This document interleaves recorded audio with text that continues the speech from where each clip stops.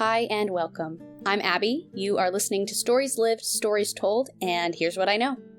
The way we choose to communicate matters so much for the kind of social world we want to create for ourselves. There's so much in our social world that I think feels so far outside of our control. But how we communicate is one thing that we absolutely can control. We have choices, and sometimes it's easy to forget because we get so stuck in patterns that we forget that we have a choice. But we do, and it's no small thing that we do, right? Everything we create in our social world is created through communicating in one way or another. So I think it's worth taking time to learn about our communicating and specifically how we're communicating through stories.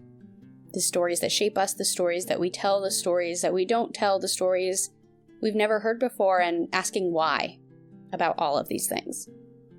Today we're continuing our conversation with Burton. At this point, I will suggest you go back and listen to part 1 of our conversation if you haven't done that yet. I'll link that in the description. As we know, Zev graduated from Georgetown with a bachelor's in international security and is currently working on his master's in data science and analysis. He's written a book, Two Fish in a Tank: How Jokes Can Give Hope to a Fractured World, and he uses TikTok to discuss important social issues. Our conversation with Zev today focuses a lot on humor as a powerful tool for people. Some questions I'd be considering as you join us in this conversation is, how is humor a form of communication? What does humor mean to you, and what role does it have in creating your social world? And what role could it have? So with those questions in mind, let's jump back into our conversation with Zev.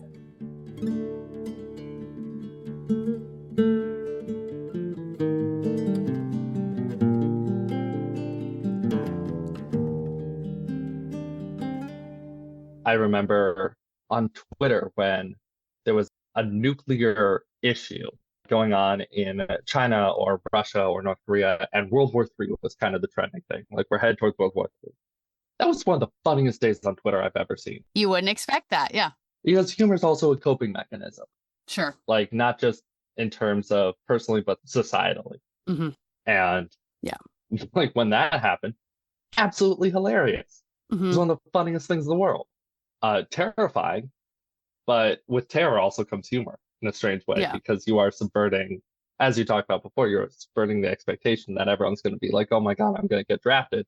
And it's like, oh my God, I'm finally chosen for something. It feels nice to be chosen first. Right. Like, yeah. I could see that, I think you have years now of evidence through the pandemic of how people used humor as a coping mechanism, because I would see things and I'd be like, that is so horrible that people are joking about this. So many people are dying. And that's funny because it's true, because we can all kind of relate to that. It's a real, there's layers there. That's why it's both and, both of those things are true. That, we can still speak humor and absurdity into these situations that are deeply painful. And this isn't just a like Gen Z, or I guess we are like elder Gen Z thing. Yeah. It's also like you see it at all ages. Mm-hmm. For part of my research, I went to Facebook groups of like moms talking about the pandemic. Yeah. Or dads talking, or grandmothers talking about the pandemic. It was 95% memes. Yeah. They weren't good memes. Right.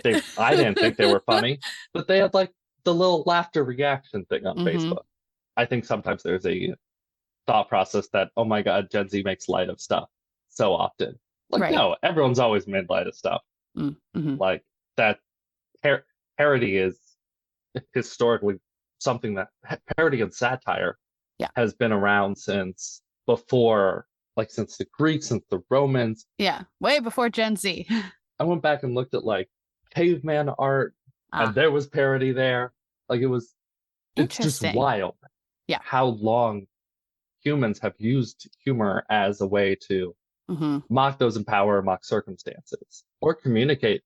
Yeah, I think that when you say, people could be critical of, like you're saying, younger generations, but really everybody, for making light of something that, shouldn't be made light of. And I think there's a parallel between what you said earlier about optimism or positivity, which when I hear those words, the connotation is like, it is a very surface level. thing. Yeah. And that is kind of a parallel in my mind of making light of something. But I don't think that's what's going on a lot of the time, because if you dig past that layer, especially if you look at people in Gen Z, is that you have an ability to use humor, and you have the most heightened sense about social justice issues, in my mind, of any generation, you know, because things are starting to be talked about more. That's why I see it that way. And so it's not a making light with only a surface level understanding. It's almost like the humor comes out of the depth of knowing just how painful all of these things are and how big and how important they are. And that's what leads to the humor. Not that we're like, it doesn't matter, so we can make jokes about it. There is a term called the John Oliver effect.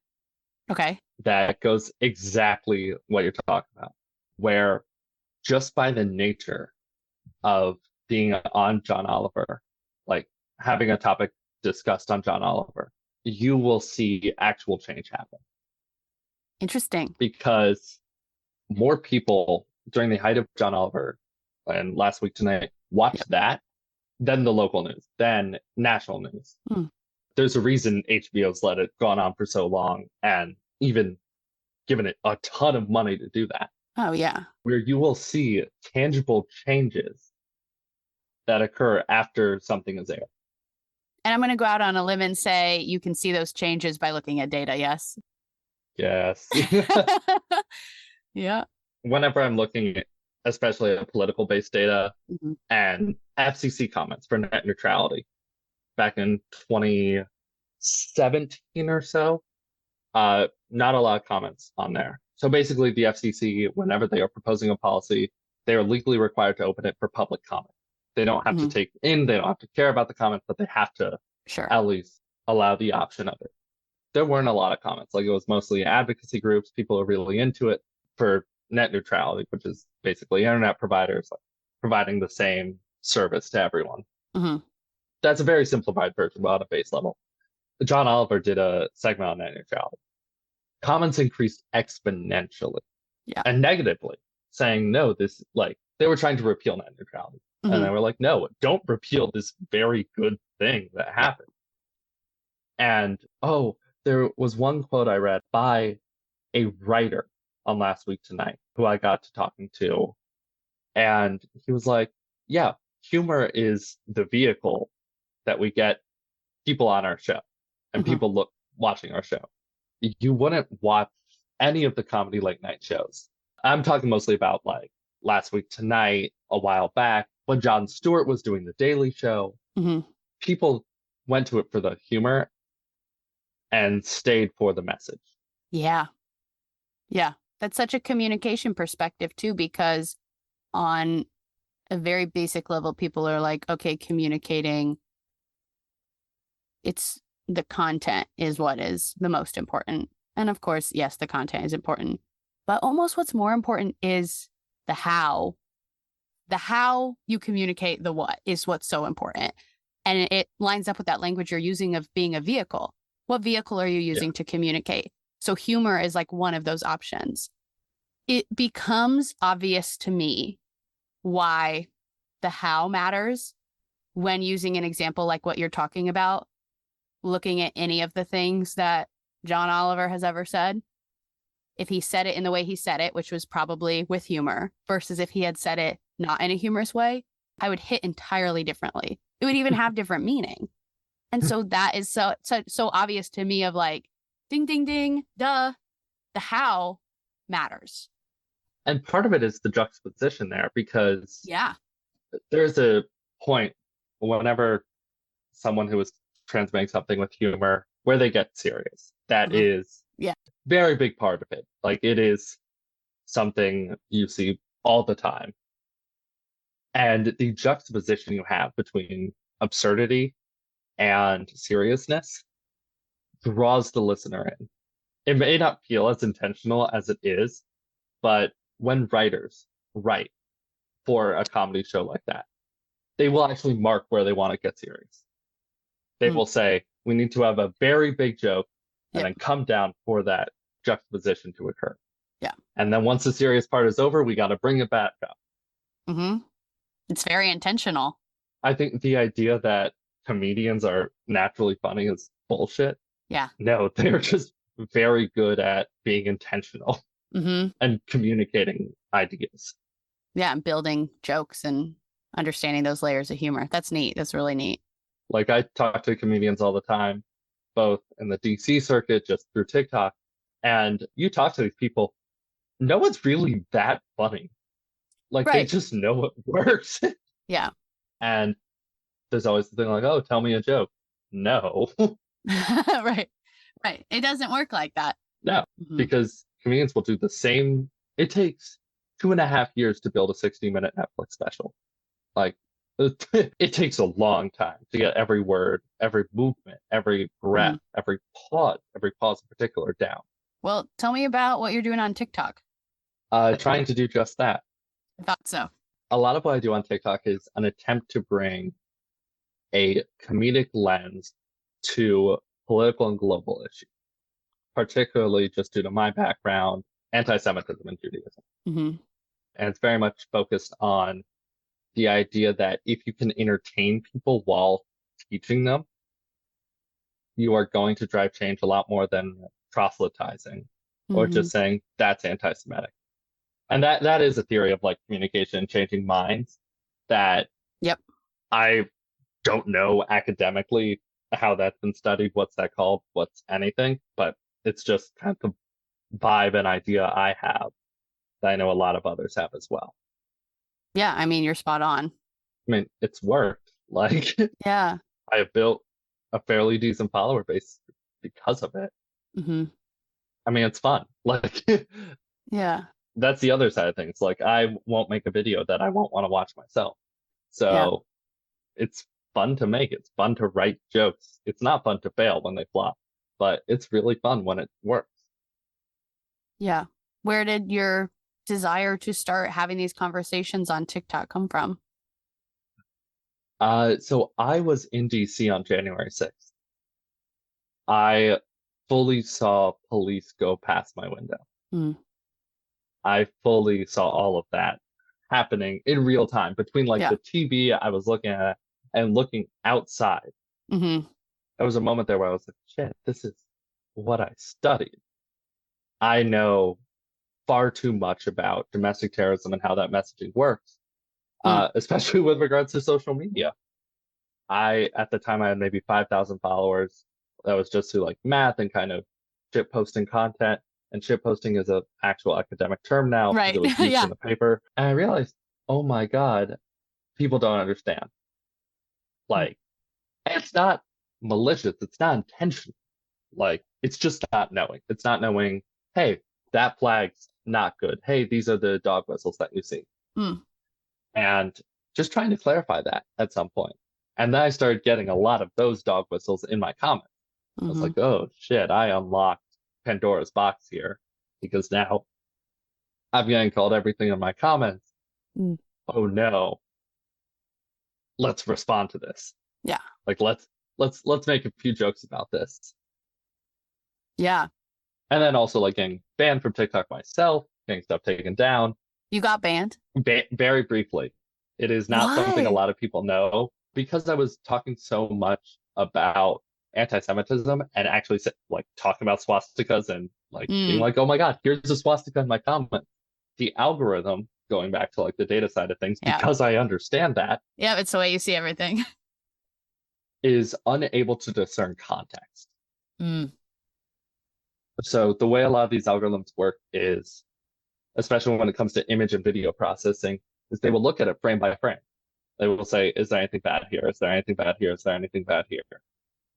And when you've got a dude showing a swastika, I totally get it.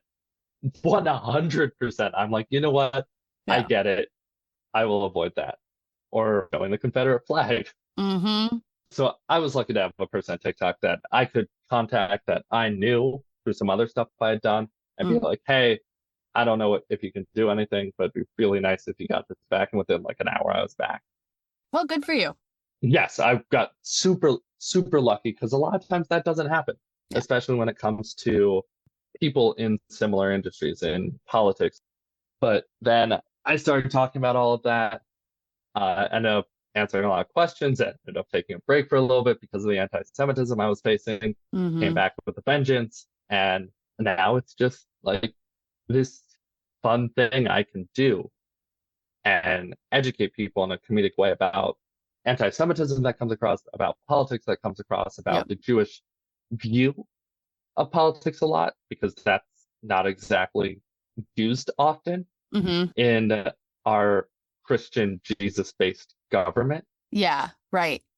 I was going to say the perspective that you know, from what I understand, the perspective that you seem to be talking about a lot, especially in the TikTok space, is one that is not the dominant one. And I think maybe interestingly, it is also not the main or most visibly oppressed or disenfranchised one either. And so maybe you end up falling through the cracks a little bit. And that's why conversations about people of other races, other ethnicities, maybe their conversation is a little bit more visible than the Jewish perspective, the Jewish experience in the United States has been. Not to make that a blanket experience, but you know. There are a lot of reasons for that. And like, I'm not making any attempt to play like oppression Olympics or anything like that. All the struggles are very valid, especially like no use in picking fights with each other when we can pick fights with the oppressor. Unlike nearly every other form of discrimination, Jewish people are seen as somehow both controlling everything and devilish. When someone says, oh, you control the banks, you control the weather, oh, you killed Jesus, all things that have been said to me in real life, not just on TikTok. We are somehow both seen as too powerful and oppressed.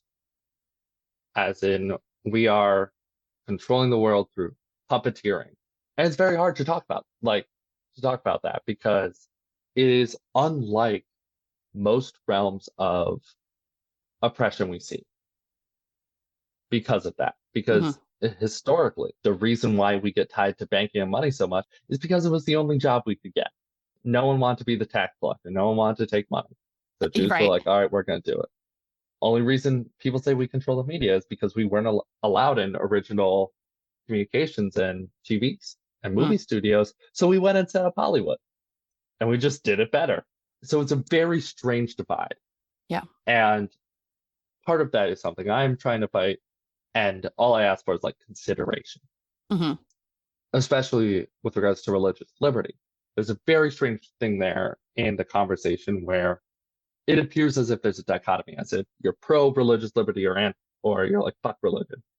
And there's this third spot there, like being, okay, religious liberty is fine, but don't be a dick about it. Right. Or like, don't try and force anything on it. Or your restriction is my religious liberty. And think about it that way. And I think that is a perspective that often comes from the Jewish side of me that you don't get a lot in conversation. So what I do is try and introduce that. Yeah. And to do that, you gotta be funny. You gotta be entertaining. You are fighting the swipe of a thumb at all times. Like, people are looking for a reason to swipe, and you've got to give them a reason to stay. Interesting. Yeah. My most popular video is a synagogue in Florida was suing about the abortion ban because in Judaism, you are instructed by God, if you read the text literally, which I don't, but in terms of the story, we are instructed, we are told it is our religious obligation to protect the health of the mother. And they sued, citing religious liberty. And I was reading the story like, shit, I gotta share this on TikTok. How am I going to get this to do well? Time to play into some anti-Semitism. And I opened the video with, the Jews are at it again. Like, people in the comments were like, oh my God, I thought I was on the wrong side of TikTok for a little bit. Maybe choose a better opening line. But every single one of them saw the entire video. Yeah. It worked. It worked. Was foolish, deceptive, and framing was a little bit dishonest, but it worked. I got called out by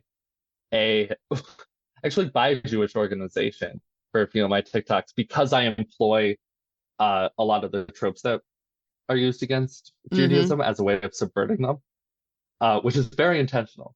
Yeah. I got called out and said, like, hey, very, very publicly, hey, you are continuing with anti-Semitic tropes. And they didn't look into me. They didn't know I was Jewish. They were like, you're making fun of Jews when you do this. I was like, okay, weird. And like I made a video about that, being like, wow, they're really right. Two Jews can never agree on anything. Like, and whenever you use humor, you just kind of get a lot more, I don't want to say views, but views. You Yeah. get a bigger audience. You get people willing to stay around. Yeah, but if those views, which seems like maybe a superficial thing to talk about, translate into people hearing your message, then that is really powerful. Without a doubt. That's why media companies exist. That's why advertising exists. Yeah, yeah, yeah. Getting people to hear is so important.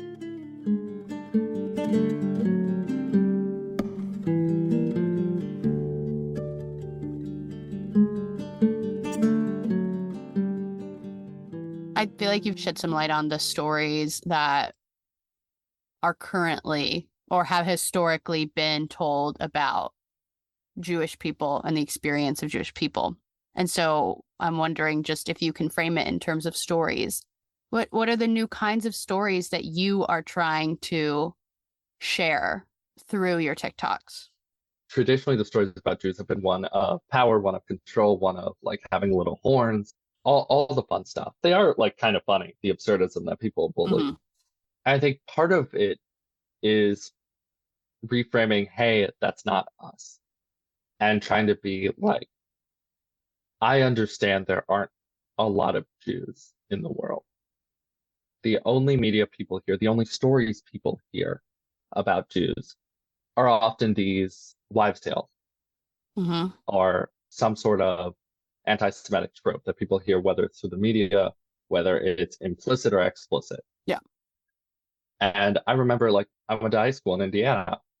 I was the first Jew a lot of people had met. Mm. Someone once actually came up to me and said, hey, I've got a big test tomorrow. Can you make sure we have a snow day? Mm. But trying to introduce new stories, Mm-hmm. I think is the interesting one.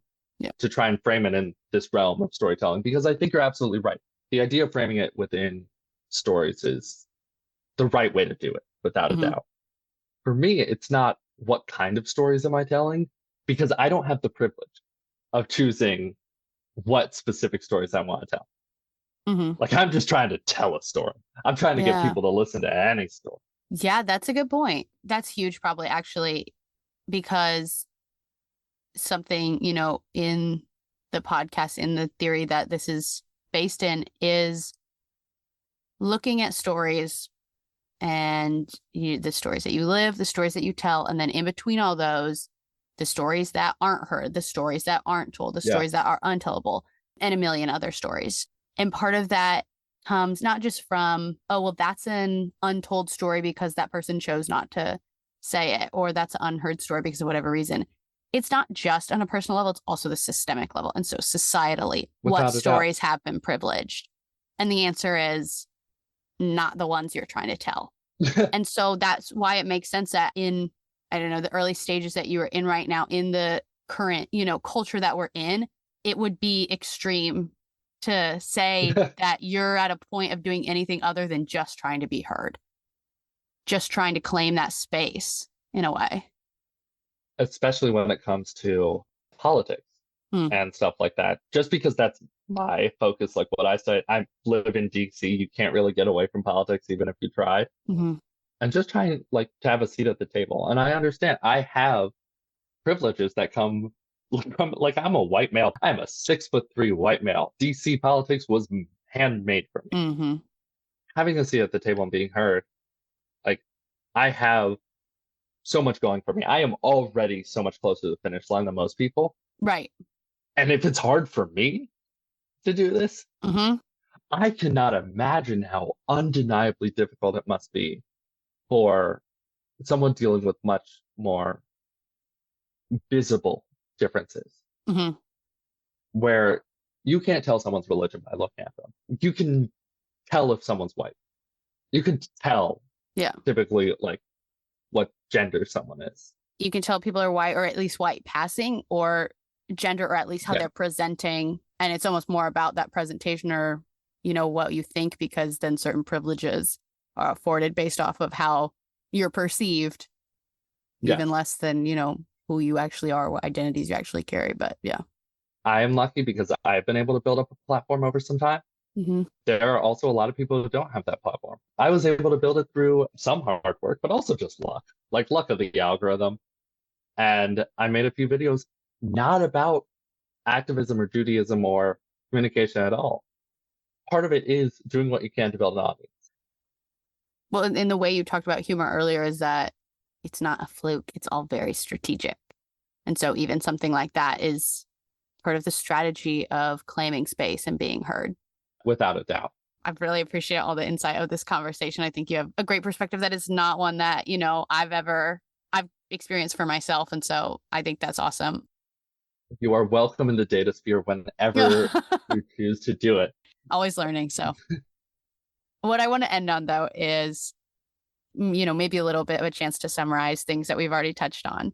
But because, you know, how we define a better social world does look different for everybody. And so I'd love to hear what a better social world looks like to you. I think that at its most basic level, the best social world is one where people have the opportunity to prosper. That means they feel safe. The Cold War example I talked about earlier, where people were under their desk out of fear for a nuclear strike. People weren't willing to go out and prosper because they were terrified. Yeah. Survival, not thriving. Yeah. Right. And in addition, there's like, you can't prosper if you are trying to find food. You can't prosper if you don't have a house you can sleep in. You can't prosper if you don't feel safe within your community, not even just internationally, but within where you live. You can't even prosper if you don't have a place where you can call home. Not just like a structure, but a place, an area, a region that is home to you. So for me, I am very influenced by like Maslow's hierarchy of needs. And I think like it's not that good once you get kind of above the bottom two levels. But the idea that there's certain needs that have to be met before you could do things like be creative and prosper and what, you know, ... It makes sense. I like to read. I like to read physical books. I couldn't do that without a job. I couldn't do that without a place to store them. And I think the better social world for me is a place where people have the necessities they need for the opportunity to thrive, for the opportunity to do what they can do well. Well said. There's a lot of times you see like people just aren't able to do stuff.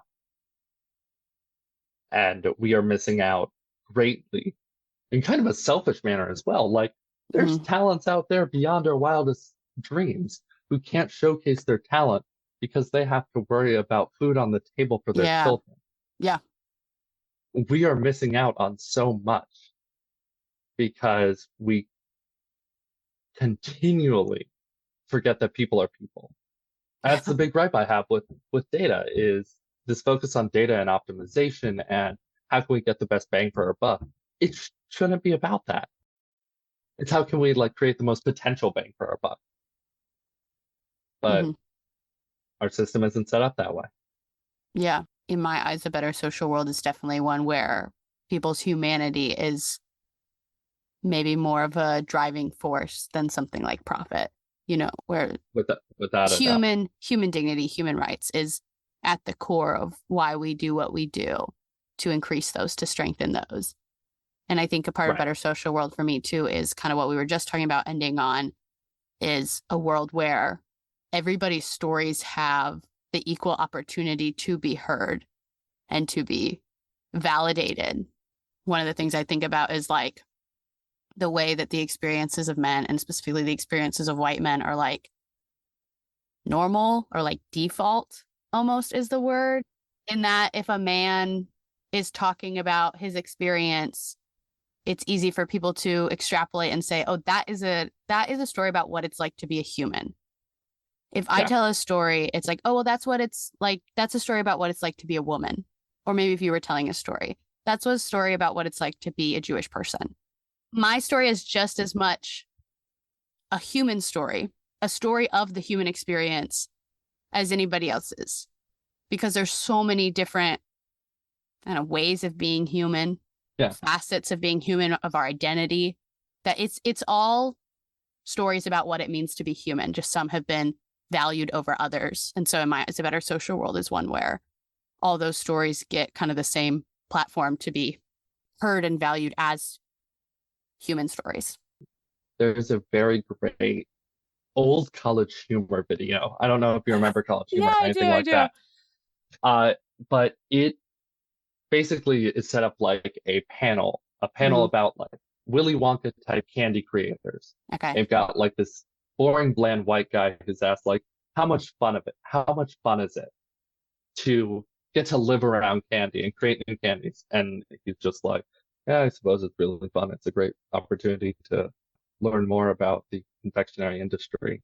And then on the other side, you have a woman of color who's so much more lively, so much more joyous.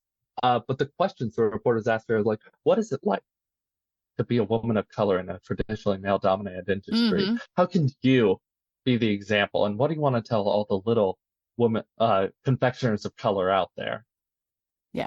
And like the juxtaposition that we see where people are expected to tell identity-based stories, right, by force almost, as opposed to by choice. Yeah, I mean, that's a very obvious version of tokenism, you know? Yes, that's the word I couldn't find. Just because I've had you on my podcast doesn't mean that you speak for all the Jewish people. Like you said, there's so many other people who are Jewish, but have also all these other identities you were, alluding to before that you don't have, which colors their experience in a different way than it does yours. And so, yeah, I'm so thrilled that I got to hear your story today, but I'm not going to act like I just heard the story of all the Jewish people of the world, and I can't speak for all the women of the world too. Thank you very much for having me. It has been a pleasure and a nice break from everything else to kind of talk about stuff like this. Also just to catch up, because it has been a long time. It's great to see kind of the diverging but parallel paths that we are taking. Yeah. I see it like that too. Yeah, that's cool. Well, the very last thing I want to end on is, I'll explain this a little bit, but in the language of this communication theory is we talk about turns. And so even this podcast, we've just created something new. We're putting something new out into the world, and that's going to lead to more turns. And so I like to think, what's a good next turn after this podcast for people who are listening, for you, for me? What's a good next turn? So, I mean, one, follow Zev on TikTok, buy his book. But I wonder if you can come up with any more good next turns. If people want to read the book, I will send you the PDF. I don't make any money off the book. Like I don't get selling a book for $30. But in terms of a next turn to go, I don't think like pointing to a particular individual thing is the right move. But the turn of being curious about everyday things, like I was talking about with eels, or my favorite article of 2022 was about the vending machine competition in industry and how much shit goes on in there. I write a newsletter that kind of brings some of that to light and talks about kind of data in our everyday lives, like ends with long form articles that are just cool. But looking like the window I've got right next to me, so much went into that window. And like there's a long history of probably really interesting feuds that went on about the window, about the way that it is brought up, the fact that there are bars outside many of the windows, especially at college campuses, and why that is. And I think so often we don't stop and question why things are the way they are. And I think it's not an exact turn, so I don't know if I gave you a possible answer, but the turn of like stopping. Yeah. And as a framework of like, look around where you are right now, listening to this right now. Is there something like weird? Because there's a lot of weird shit in the world, and it's really fun to like learn about. Next turn, be curious, learn something new, look for the story behind things around you. I think it's a great next turn. Look for the stories about mundane things. Yeah. The supermarket cart. Axios or someone just published a great piece, or The Guardian, I think was it, on like how we transport groceries around. Uh-huh. There's so much beef there. Would have never known. Right. Like you would never know if you didn't ask. Mm-hmm. That's good. We'll keep learning new things is what we'll do. Always. Well, any final things you want to add, Zev? I am just excited to be on here. Thank you very much for letting me at times info dump, and I apologize if I was sporadic at times, but No. there's so much on these topics. Yeah.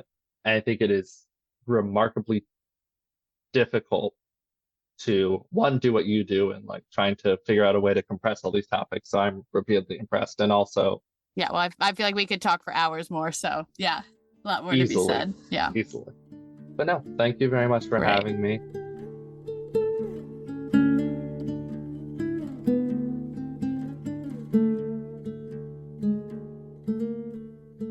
Okay, that is all for our conversation with Zev. Thank you so much for choosing to spend your time in dialogue with us, and keep in mind those next turns that we talked about. Of course, I get to do this podcast with support from the CMM Institute for Personal and Social Evolution. They are the best people that I could ever ask for to collaborate with in our shared mission of creating a better social world. You can read about them on my website or check out their website, both of which I will link in the description. Please take time to share a conversation with someone in your life. My hope is that this podcast space can just be one big invitation into dialogue and an invitation to hear new stories and ask new questions and make new choices, and that invitation extends to everyone. So keep inviting people in. You can also follow the show wherever you listen. You can find me on Instagram at Stories Live Stories Told Pod. Find me on YouTube for some extra educational content at Stories Live Stories Told, and check my website, storieslivestories.com. All of this I will link in the description. And please use any of those platforms to reach out. As always, I love to hear what this podcast means to you. I love to hear your questions, your ideas, so thank you in advance for sharing that. And thank you for showing up. Thank you for being curious, and thank you for being a part of this story. Keep creating mindful moments, and until next time, I'm Abbie, and this has been Stories Lived, Stories Told.